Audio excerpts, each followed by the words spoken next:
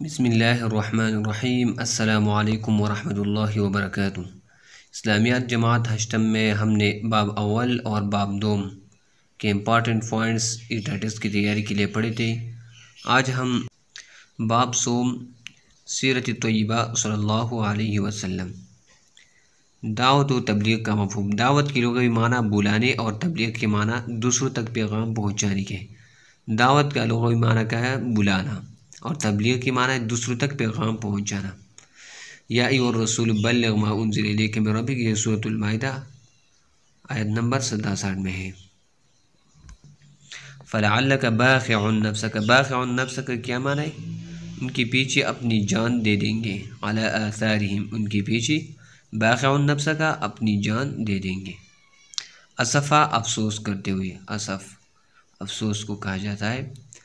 ابو ہریرہ رضی اللہ عنہ بیان کرتے ہیں کہ رسول اللہ صلی اللہ علیہ وسلم نے فرمایا، مجھے انبیاء پر 6 چیزوں کی وجہ سے فضیلت دی گئی۔ 6 چیزوں کی وجہ سے رسول اللہ صلی اللہ علیہ وسلم کو دوسرے انبیاء پر فضیلت دیا گیا ہے۔ نبی کریم صلی اللہ علیہ وسلم کی خطوط حکمت تبلیغ کا بہترین نمونہ ہے۔ رسول اللہ صلی اللہ علیہ وسلم نے یہ کچھ خطوط لکھی تھی۔ حبشہ، ملک کا نام حبشہ ہے، اور بادشاہ کا نام نجاشی اشہمہ، اور سفیر تھا رسول اللہ صلی اللہ علیہ وسلم کا عمرو بن امیہ رضی اللہ عنہ۔ مصر، بادشاہ کا نام تھا مقوقس جریح، اور رسول اللہ صلی اللہ علیہ وسلم کا سفیر تھا حاطب بن ابی بلتعہ رضی اللہ عنہ۔ ملک فارس ایران، بادشاہ کسریٰ خسرو پرویز، اور سفیر عبداللہ بن حذافہ سہمی رضی اللہ تعالیٰ عنہ۔ ملک روم، بادشاہ قیصر ہرقل، اور سفیر دہیہ ابن خلیفہ کلبی رضی اللہ تعالیٰ عنہ۔ ملک بحرین، حاکم بادشاہ منذر ابن ساوہ اللہ ابن حضرمی رضی اللہ تعالیٰ عنہ سفیر۔ ملک یمامہ، بادشاہ حوزہ ابن علی، اور سفیر سلیط ابن عمر رضی اللہ تعالیٰ عنہ۔ ملک دمشق شام، بادشاہ حارث ابن ابی شمر، اور سفیر شجاع ابن وہب رضی اللہ تعالیٰ عنہ۔ عمان، اور بادشاہ جیفر، اور سفیر عمرو بن العاص رضی اللہ تعالیٰ عنہ۔ نبی اکرم صلی اللہ علیہ وسلم نے خطوط پر مہر لگانے کے لیے چاندی کی ایک انگوٹھی بنوائی۔ کس چیز کی انگوٹھی بنوائی تھی؟ چاندی کی، جس پر محمد رسول اللہ صلی اللہ علیہ وسلم نقش تھا۔ تبلیغ کی لغوی معنی ہے دوسروں تک پیغام پہنچانا۔ نبی کریم صلی اللہ علیہ وسلم کے خطوط بہترین نمونہ تھے حکمت تبلیغ کا۔ آپ صلی اللہ علیہ وسلم کو نبی بنا کر مبعوث کیا گیا ہے قیامت تک تمام انسانیت کے لیے۔ آپ صلی اللہ علیہ وسلم نے فرمان رواؤں کے نام خطوط لکھے۔ صلح حدیبیہ کے بعد حبشہ کے بادشاہ کا نام تھا نجاشی۔ غزوہ خیبر، خیبر سعودی عرب کا ایک شہر ہے۔ خیبر کس ملک کا شہر ہے؟ سعودی عرب کا، اور یہ شہر مدینہ منورہ سے، خیبر مدینہ منورہ سے شمال کی طرف ہے، اور کتنی کلومیٹر فاصلے پر ہے؟ 168 کلومیٹر فاصلے پر تقریباً واقع ہے۔ اور خیبر میں کون آباد تھے؟ یہودی آباد تھے، اور 7 ہجری میں خیبر پر چڑھائی کی گئی تھی۔ رسول اللہ صلی اللہ علیہ وسلم کے ساتھ مدینہ میں کون رہے تھے؟ یہودی کے 3 قبیلے، بنو قینقاع، بنو نذیر، اور بنو قریظہ۔ تو یہ 2 قبائل نے مدینہ کو چھوڑا تھا اپنی غلط معاہدے کی پاسداری نہ کرنے کی وجہ سے، بنو قینقاع اور بنو نذیر نے۔ اور تیسرا قبیلہ بنو نذیر نے غزوہ احزاب میں مدینہ منورہ پر حملے کرنے کے لیے قریش کو منع کیا تھا۔ غزوہ احزاب میں کس قبیلے نے مدینہ منورہ پر حملہ کرنے کے لیے قریش کو منع کیا تھا؟ بنو قریظہ نے۔ تو 2 قبیلے بنو قینقاع اور بنو نذیر یہ خیبر میں آباد ہو گئی تھی۔ اور تھیدیو میں یہودی سردار کی بیٹی صفیہ رضی اللہ عنہ بھی تھی۔ صفیہ رضی اللہ عنہ یہودی سردار کی بیٹی تھی۔ رسول اللہ صلی اللہ علیہ وسلم نے اسے نکاح کیا تھا۔ نبی اکرم صلی اللہ علیہ وسلم نے محرم 7 ہجری میں صحابہ کرام رضی اللہ تعالیٰ عنہ کو خیبر پر حملے کا حکم دیا تھا، اور مسلمانوں کی تعداد 1400 تھی۔ مسلمانوں کا لشکر رات کے وقت خیبر پہنچا تھا۔ خیبر میں یہودی کی کتنے قلعے تھے؟ 8 مضبوط قلعے تھے۔ اسلامی لشکر نے سب سے پہلے یہودیوں کے کس قلعے کو فتح کیا تھا؟ دفاع قلعہ نائم کو۔ یہودیوں کے مشہور شاہ سوار اور جان باز مرحب کے قلعے کا نام کیا تھا؟ قلعہ نائم۔ مرحب کو کس نے قتل کیا تھا؟ علی رضی اللہ عنہ نے۔ اور خیبر میں سپہ سالار کون تھا؟ جھنڈا کس کے پاس تھا؟ علی بن ابی طالب رضی اللہ عنہ کے پاس تھا۔ اسلامی لشکر میں سے حضرت عامر رضی اللہ عنہ نے کی، مگر وہ شہید ہوئے۔ مرحب کے مقابلے کرنے کے لیے سب سے پہلے کون آیا تھا؟ عامر رضی اللہ عنہ۔ پھر علی رضی اللہ عنہ نکلا تھا اور اس نے اس کے مرحب کے سر پر تلوار کی ایسی کاری ضرب لگائی کہ وہ ڈیر ہو گیا۔ یہودی اس قلعے سے نکل کر چپکے چپکے قلعہ صعب میں چلے گئے۔ قلعہ نائم سے کہاں چلے گئے تھے یہودی؟ قلعہ صعب میں، اور پھر قلعہ صعب سے قلعہ زبیر، لیکن وہاں پر ان کو شکست ہوئی، تو تمام قلعے میں ان کو شکست ہوئی۔ قلعہ صعب سے قلعہ زبیر میں جمع ہو گئی تھی۔ خیبر کی ساری زرعی کی تھی اور تمام پلوں کی پیداوار کا نصف مسلمانوں کی دیا جائے، باقی یہودی کو ملے گا۔ عائشہ رضی اللہ عنہ نے فرمایا فتح خیبر کے بعد جب خیبر فتح ہوا تو ہم نے کہا اب ہمیں پیٹ بھر کھجور ملے گی، کیونکہ خیبر میں کھجور بہت زیادہ تھی۔ خیبر مدینہ منورہ سے کتنے فاصلے پر ہے؟ تقریباً 168 کلومیٹر۔ خیبر میں یہودی آباد تھے۔ غزوہ خیبر 7 ہجری میں پیش ہے، محرم 7 ہجری۔ غزوہ خیبر مسلمانوں کی تعداد 1400 تھی۔ خیبر میں یہودی کے قلعے تھے 8۔ معرکہ موتا، حارث ابن عمیر ازدی رضی اللہ عنہ کے ہاتھ حاکم بصرہ کو بھیجا۔ رسول اللہ صلی اللہ علیہ وسلم نے صلح حدیبیہ کے بعد 6 ہجری میں صلح حدیبیہ کے بعد خطوط کا سلسلہ شروع کیا تھا، تو حارث ابن عمیر ازدی رضی اللہ عنہ نے حاکم بصرہ کو روانہ کیا تھا۔ حارث ابن عمیر ازدی حاکم بصرہ کو بھیجا تھا۔ بلقا کی رومی گورنر شرحمیل ابن عامر غسانی نے حضرت حارث ابن عمیر رضی اللہ عنہ کو گرفتار کر شہید کر دیا تھا، تو اس وجہ سے معرکہ موتا ہوا تھا۔ آپ صلی اللہ علیہ وسلم نے رومیوں کو سبق سکھانے کے 3000 مجاہدین کا ایک لشکر روانہ فرمایا، اور لشکر کا سپہ سالار کون تھا؟ زید بن حارثہ رضی اللہ عنہ۔ اگر یہ شہید ہو جائے تو پھر جعفر ابن ابی طالب، اور اگر یہ بھی شہید ہو جائے تو پھر عبداللہ ابن رواحہ رضی اللہ عنہ سپہ سالار ہوں گے۔ تو پہلا سپہ سالار کون تھا معرکہ موتا میں؟ زید بن حارثہ رضی اللہ عنہ، اور مسلمانوں کی تعداد کتنی؟ 3000۔ اور یہ کس صحابی کے شہید ہونے کی وجہ سے ہوا تھا؟ حارث ابن عمیر رضی اللہ عنہ کو کس نے شہید کیا تھا؟ گورنر بلقا کے گورنر شرحبیل ابن عامر غسانی نے۔ اسلامی لشکر 8 ہجری میں مدینہ منورہ سے بلقا کے لیے روانہ ہوا تھا، تو معرکہ موتا کب ہوا تھا؟ 8 ہجری میں۔ اور نبی صلی اللہ علیہ وسلم کہاں تک معرکہ میں موتا میں کہاں تک گیا تھا؟ سنیت الوداع تک ساتھ تشریف لے گئے تھے۔ رسول اللہ علیہ وسلم خود اس معرکہ میں شریک نہیں تھی۔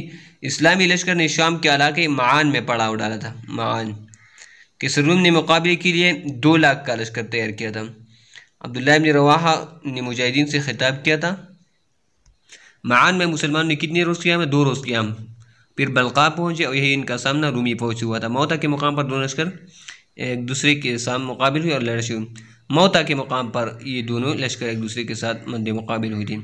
سب سے پہلے زید بن حارثہ رضی اللہ عنہ نے نبی کریم صلی اللہ علیہ وسلم کا عطا کردہ سفید جھنڈا لیا، اور پھر جعفر ابن ابی طالب، پھر عبداللہ ابن رواحہ، اور پھر ثابت ابن ابی ارقم رضی اللہ عنہ نے ایک لپک کر جھنڈا اٹھایا اور پکار کر کہا، تو پھر خالد ابن ولید رضی اللہ عنہ کو سپہ سالار منتخب کیا گیا تھا۔ خالد ابن ولید رضی اللہ عنہ فرماتے کہ میں غزوہ موتا میں اس شدت سے لڑا کہ میرے ہاتھ میں 9 تلواریں ٹوٹی اور میرے پاس ایک چھوٹی تلوار بچی، اور اس کے بعد خالد ابن ولید کو سیف اللہ کا لقب بھی مل گیا تھا، سیف اللہ، اور اس میں 9 تلواریں ٹوٹی تھی، 9 تلواریں خالد ابن ولید کے ہاتھ سے۔ خالد ابن ولید رضی اللہ عنہ اسلامی لشکر کی ترتیب بدل دی۔ معرکہ موتا میں کتنے مسلمان شہید ہو گئے تھے؟ 12 مسلمان شہید، اور جبکہ دشمنوں کا بہت زیادہ نقصان ہوا تھا، مسلمان صرف 12 شہید ہو گئے تھے۔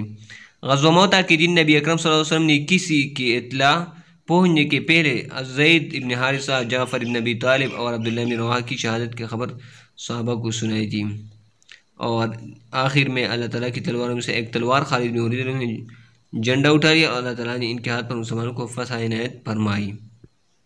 نبی اکرم صلی اللہ علیہ وسلم نے حضرت حارث ابن عمیر ازدی کو خط دے کر بھیجا حاکم بصرہ کی طرف۔ غزوہ موتا میں مسلمانوں کی تعداد 3000 تھی۔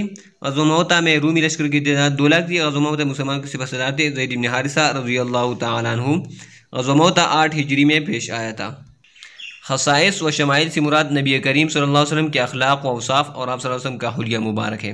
خصائص و شمائل سے کیا مراد ہے؟ نبی صلی اللہ علیہ وسلم کے اخلاق و اوصاف اور حلیہ مبارک۔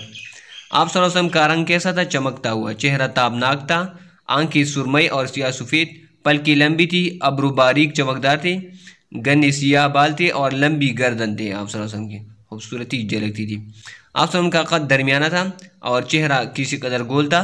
آپ صلی اللہ علیہ وسلم کے دونوں کندھوں کے درمیان نبوت کی مہر تھی۔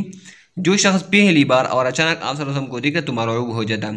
63 برس کی عمر میں آپ صلی اللہ علیہ وسلم کے سر میں چند بال سفید تھے۔ حضرت انس رضی اللہ عنہ کیا فرماتے ہیں کہ آپ صلی اللہ علیہ وسلم کی ہتھیلی سے زیادہ نرم اور کبھی عنبر یا مشک سے خوشبو سنگی جو رسول اللہ کی خوشبو سے بہتر ہوں۔ سیدنا ابو جحیفہ رضی اللہ عنہ کہتے ہیں کہ میں نے آپ صلی اللہ علیہ وسلم کا ہاتھ اپنے چہرے پر رکھا تو برف سے زیادہ ٹھنڈا اور مجھ سے زیادہ خوشبودار تھا۔ حضرت انس رضی اللہ عنہ بیان کرتے ہیں کہ آپ صلی اللہ علیہ وسلم کا پسینہ گویا موتی ہوتا تھا۔ ام سلیم رضی اللہ عنہ کہتی ہے کہ یہ پسینہ ہی سب سے زیادہ عمدہ خوشبو ہوا کرتی تھی۔ رمضان المبارک میں آپ صلی اللہ علیہ وسلم کا دریائی سخاوت اور زیادہ جوش سے آ جاتا تھا۔ جابر کہتے ہیں کہ ایسا کبھی نہیں ہوا کہ آپ صلی اللہ علیہ وسلم سے کوئی چیز مانگی گئی ہو اور آپ صلی اللہ علیہ وسلم نے نہیں کہہ دیا ہو۔ وَإِنَّكَ لَعَلَىٰ خُلُقٍ عَظِيمٍ سورۃ القلم آیت نمبر 4۔ اور بے شک آپ صلی اللہ علیہ وسلم اخلاق کے اعلیٰ مرتبے پر ہے۔ جو شخص آپ صلی اللہ علیہ وسلم کو دیکھتا تو مرعوب ہو جاتا پہلی بار اور اچانک۔ رسول صلی اللہ علیہ وسلم کی جسم مبارک پر نبوت کی مہر تھی دونوں کندھوں کے درمیان۔ انس رضی اللہ عنہ کے بیان کے مطابق آپ صلی اللہ علیہ وسلم کا پسینہ ہوتا تھا موتی جیسا۔ آپ صلی اللہ علیہ وسلم کے سر میں چند سفید بال 63 برس کی عمر میں آپ صلی اللہ علیہ وسلم کا دریائی سخاوت اور زیادہ جوش سے آ جاتا ہے رمضان المبارک میں۔ اسلامی معاشرہ سے مراد وہ معاشرہ ہے جو اسلامی عقائد پر ایمان رکھتا ہو۔ حجاب دراصل وہ حصار ہے جو پاکیزہ کردار کو تسکین بخشتا ہے، عزت وقار اور مرتبے میں اضافہ کرتا ہے۔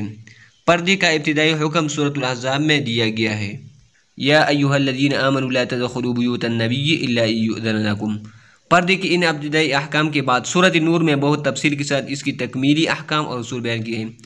سورۃ النور میں پردے کے احکام تکمیلی احکام اور اصول بیان کیے ہیں۔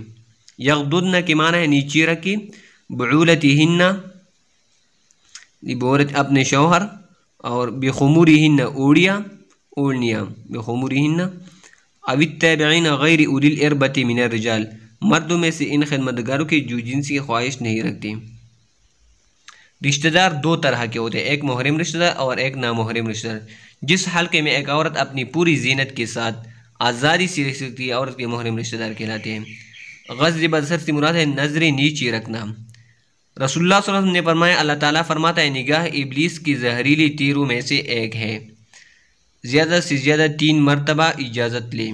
سیدنا علی کرم اللہ عنہ نے فرمایا اللہ کی راہ میں جہاد کرنے والے کا اجر و ثواب اس شخص سے زیادہ نہیں جو معصیت کے قدرت کے باوجود پاک دامنی کا مظاہرہ کرتا ہے۔ حجاب اضافہ کرتا ہے عزت و وقار میں۔ جن رشتہ داروں سے نکاح کرنا ہمیشہ حرام ہے کہلاتے ہیں محرم رشتہ دار۔ شریعت اسلامیہ پابندی عائد کرتی ہے گناہ کے محرکات پر۔ تمدن کا اہم ترین جز ہے حفاظت عصمت، کسی کے گھر داخل ہونے سے پہلے زیادہ سے زیادہ 3 مرتبہ۔ تو یہ تھا باب صوم سیرت طیبہ صلی اللہ علیہ وسلم جو ہم نے ٹائٹس کی تیاری کے لیے کور کیا۔ دعاؤں میں یاد رکھیے گا۔ اللہ حافظ۔ السلام علیکم ورحمۃ اللہ وبرکاتہ۔